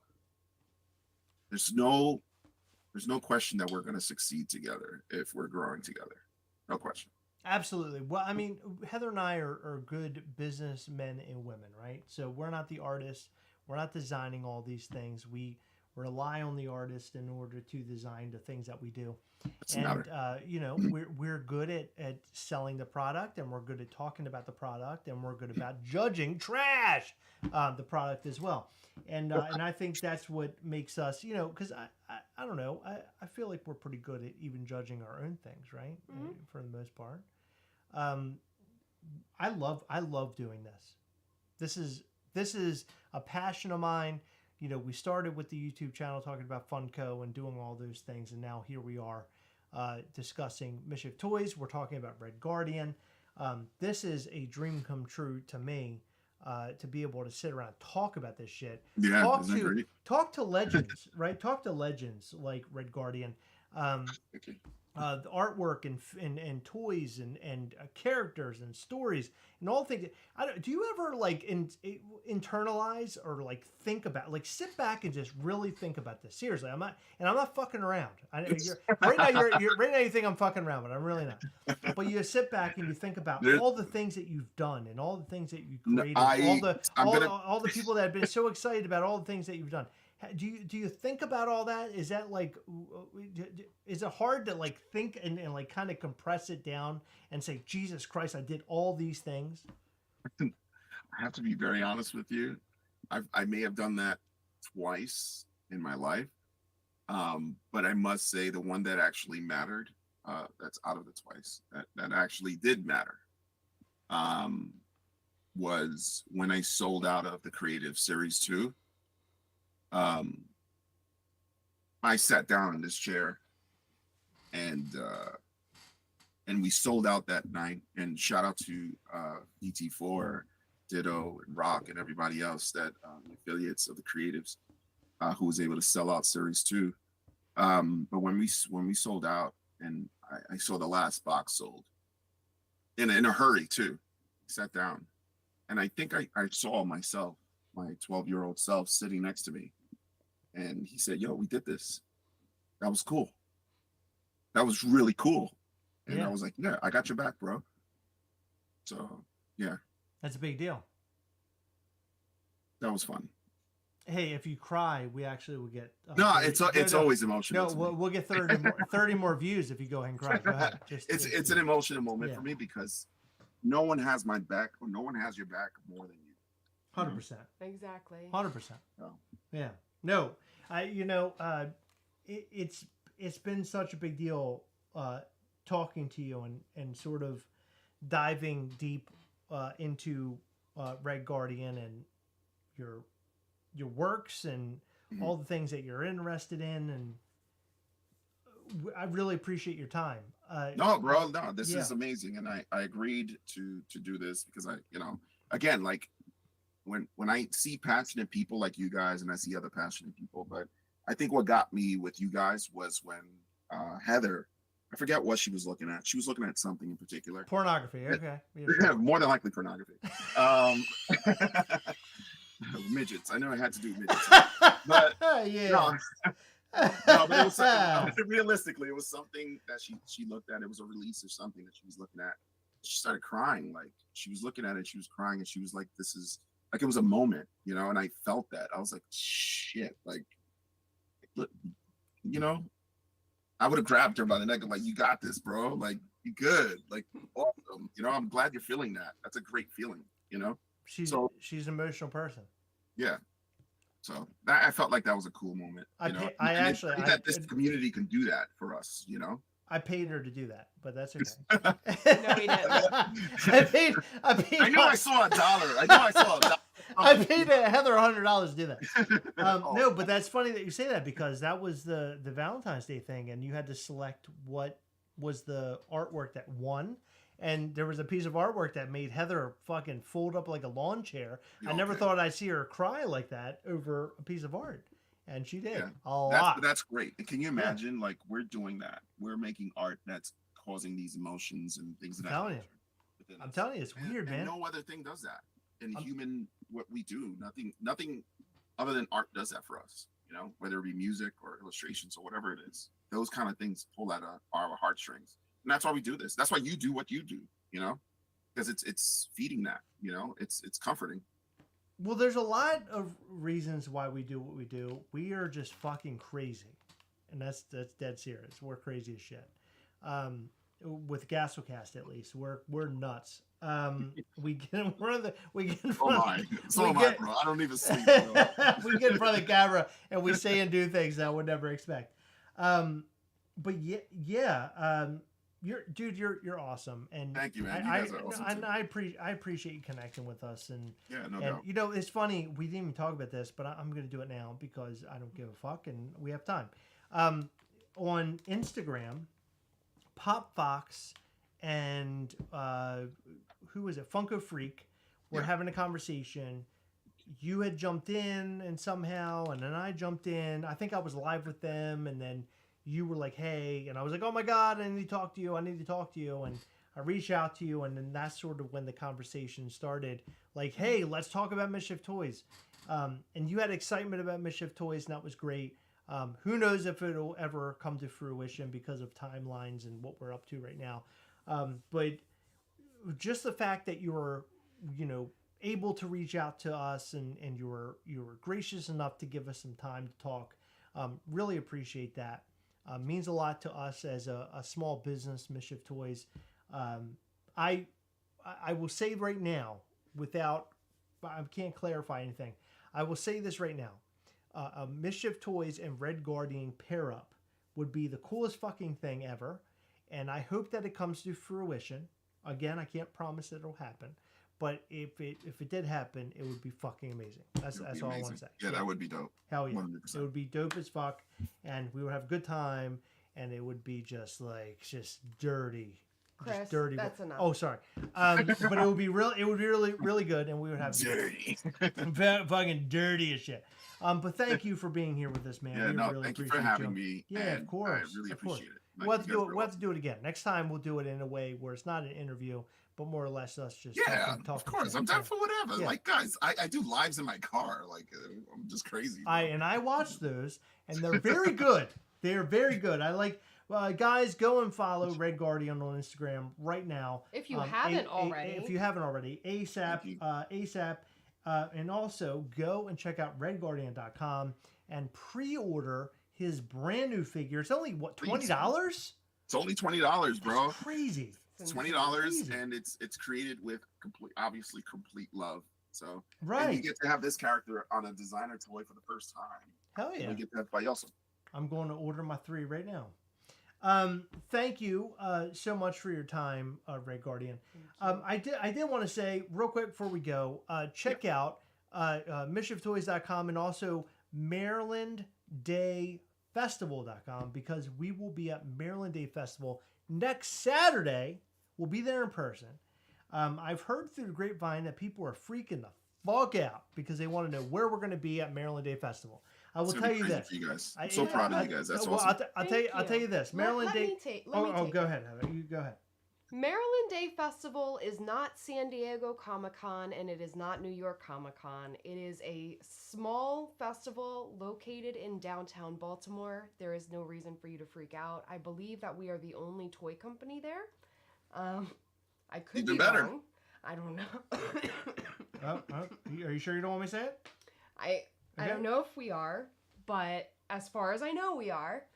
And don't freak out. Everything will be okay. You'll be able to find us. We do have a Mischief Toys tent. It'll be simple once you walk through the gates. So don't worry about it. we'll be there. We're not going anywhere. You got 6 hours at least to catch us, so that's that. It's going to be a blast. Heather's not It very is. good at Heather's not very good at this. Well, It's going to be a blast. We're going to have a good time. There's going to be live music down there, food, drink, all sorts of cool stuff. So if you got a room and you got a hotel and everything, come down, hang out, have a fun time in Baltimore for one night only. And in the also, what am I saying? Also, you'll have Mischief Toys fun from 12 p.m. to 6 p.m. or if not later, because we're going to have to wrap things up. Giveaways, exclusives. Heather and I, Peter, Noel. It's going to be awesome. Make sure you come down and hang out with us. It's going to be a blast. And one of those things where it's going to be a very tiny event.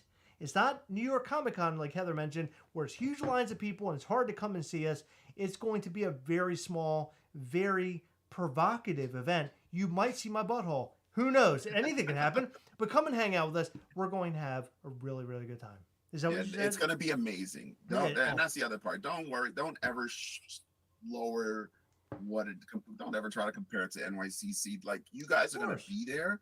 That just means it's that much more amazing. If you guys weren't there, why would anybody go to the Maryland Fair? Thank you. That's crazy. Thank you. So, and a possibility to see my there, beehole? no, I'm super stoked. I just don't want people thinking like, oh my God, I'm never going to be able to find it. Like, people were asking us for maps and stuff, and I'm like, guys, we're not. It's going to be easy to find us. Yeah, You're we not don't gonna have even a know time. where we're going to be until that morning when they say, hey, how it you guys normally over is. there. Here's what I want to say. This event is a very small event typically every year. There's like booths and music and stuff. It's a very small event, but Mischief Toys, here's the plan. The fact that you guys are so excited and invigorated to come to this thing, please show up and just be excited and to show a huge love for Mischief Toys, because all that's going to do is make our way into next year even a bigger thing, and we could even put on a bigger show. So the fact that you guys are even wanting to come, willing to come, is a huge deal to us. Thank you. We appreciate you. Right? Is that good? Yeah. Did I say everything I was supposed to say? That's perfect. That is Usually perfect. Heather will usually punch me in my fucking face. She'll be like, what are you saying? You're telling them we're going to have too much shit. But we're going to have fun. Okay? That's it. That's all we got, right? Yep. Redguardian, thank you. Thank We you love you, again. dude. You're amazing. And hopefully we work with you very soon. Thank you, everybody. And thank you, the chat. You guys in the chat you guys have been amazing. Anybody in the future watching this, thank you for watching. And thank you for having me. Really. I appreciate it. Of course. We'll do it again. We'll do it again soon. Guys, thank you so much for tuning in, hanging out with us as usual. And thank you for all the questions. We appreciate you. We will see you very soon. Have a good week and treat each other very well. Okay? Bye. We'll see ya. Bye, guys.